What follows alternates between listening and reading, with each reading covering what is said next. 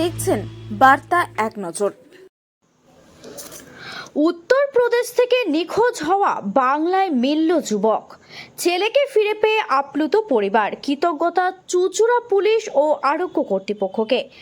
আবারও রাজ্যের মানবিক মুখ আবারও প্রকাশ পেল হুগলির চুঁচুড়া।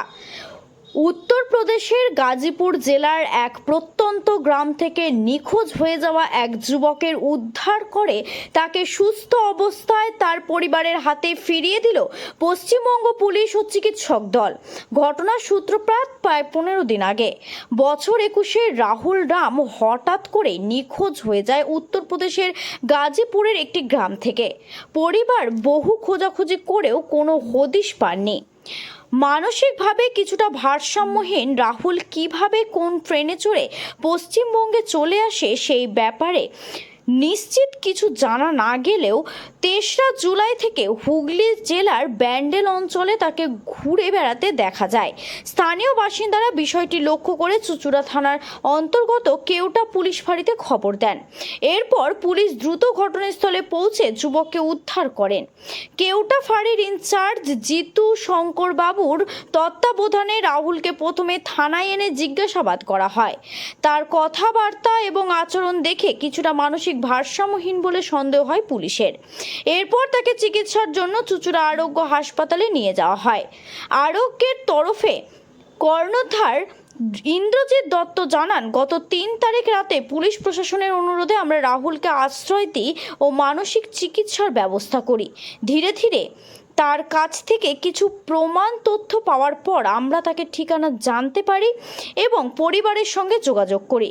পরিবারের তরফ থেকে জানানো হয় রাহুল দীর্ঘদিন ধরেই মানসিক সমস্যায় ভুগছিলেন। ছেলেকে খুঁজে না পেয়ে তারা প্রায় ভেঙেই পড়েছিলেন। আজ রাহুলের বাবা, পরিবারের অন্যান্য সদস্যরা হুগলির চুঁচুড়ায় আসে। পুলিশ ও হাসপাতালের সহযোগিতায় তাকে ফিরে পেয়ে আবেগপ্লুত হয়ে পড়েন। পরিবারের তরফে বাংলার পুলিশি প্রশাসন এবং আরোগ্য কর্তৃপক্ষকে অভিজ্ঞতা জানিয়ে বলেন, রাহুলকে আমরা ফিরে পেয়েছি। এ যেন নতুন করে জীবন ফিরে পাওয়ার মতো। চুঁচুড়ার মানুষ, পুলিশ এবং চিকিৎসকদের কাছে আমরা চিরকৃতজ্ঞ। হুগলির চুঁচুড়া থেকে রাজেশ দেবনাথের রিপোর্ট, বার্তা এক নজর। अभी बेटे को लेके कहाँ जाओगे? लेके जाएंगे, इसका पहले इलाज कराएंगे घर, दिमागी हालत, इसका इलाज करा के डॉक्टर कैसा सलाह देगा उसके हिसाब से ना आप चलेंगे। पहले ऐसे हुआ था कभी? नहीं, पहले तो नहीं हुआ था। दिल्ली में अच्छा खासा पैसे कमा रहा है। दिल्ली से आया, 1 महीना बीत गया, उसके बाद इसका हालत खराब हुआ। इससे इसका हाल जब तबीयत खराब हुआ तो इसके मम्मी का दिमाग फेल हो गया। इसकी मम्मी सही नहीं है, घर किसी तरह छोड़ कर आए।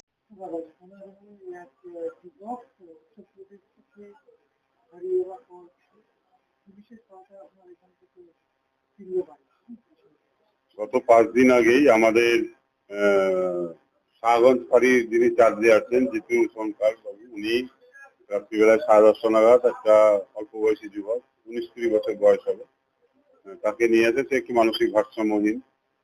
নিয়ে আসার পর থানার চিঠির মাধ্যমে নিয়ে আসে যে একটু রাখুন, রেখে একটু কাউন্সিলিং করুন। আমরা রাখি, রেখে কাউন্সিলিংও করা হয়। থানাও চেষ্টা করে, পরবর্তীতে থানা চেষ্টা করে বাড়ির ঠিকানাও পায়। উত্তরপ্রদেশে বাড়ি, উত্তরপ্রদেশের পাঁচশা গ্রামে বাড়ি। ওখানে যোগাযোগ করা হয়। 5 দিন আমরা রাখি এবং ওর যেটুকুন পরিষেবা ওদেরকে দেওয়া সেটা দেওয়া হয়, জিজ্ঞাসাবাদ করা হয়। বাচ্চাদের সবই বলতে পারে। ওর নাম রাহুল রাম, ওর বাবার নাম উপেন্দর রাম। আজকে ওর বাবা আছে এবং গ্রামেরও 2-3 জন আছে। এসে থানার মাধ্যমেই, আমাদের থানা ওর বাবাকে হ্যান্ডওভার করার চিঠিও পাঠায় এবং থানার 2 জন অফিসারও আছে, তাদের মাধ্যমে আমরা ওর বাবার হাতে তুলে দিই। ওকে মানসিক ভারসাম্য ট্রেনে উঠে পড়েছিল। ওর বাবা খুব খুশি। 14-15 দিন আগে ছেলে বেরিয়ে পড়ে। ওরা বহু খুঁজেছে, থানায় যোগাযোগ করেছে। ওর বাবা আমাদের প্রশাসনকে, পশ্চিমবঙ্গ সরকারের প্রশাসনকে কৃতজ্ঞতা ধন্যবাদ জানিয়ে গেল যে প্রশাসনের মাধ্যমে এবং আমাদের চুঁচুড়া আরোগ্যের মাধ্যমে তার ছেলেকে আবার ফিরে পেয়েছে। কৃতজ্ঞতা প্রকাশ করে। এখানে ব্যান্ডেলের ওখানে পেয়েছিল আমাদের শাহগঞ্জ ফাঁড়ি। কাগজ ফাঁড়ির যিনি চার্জে আছেন জিতু স্বর্ণকার, উনিই পেয়েছিলেন এবং উনি নিয়ে এসেছিলেন থানার চিঠি নিয়ে আমাদের কাছে 5 দিন আগে রাখতে। হ্যাঁ, যোগাযোগ করলাম, থানাও যোগাযোগ করেছে, করে পেয়েছে ওখানকার লোকাল থানার মাধ্যমে তার বাড়ির লোককে ডাকিয়ে। প্রচন্ডই আর কি দুস্থ পরিবার, বোঝাই গেল যে প্রচন্ড আর কি এরা আর কি সবাই সকাল থেকেই কাজের মধ্যেই থাকে। এবার একটা মানসিক ভারসাম্য ছিল, সে হয়তো বেরিয়ে পড়েছে কোনোভাবে, বেরিয়ে ট্রেনে উঠে গেছে।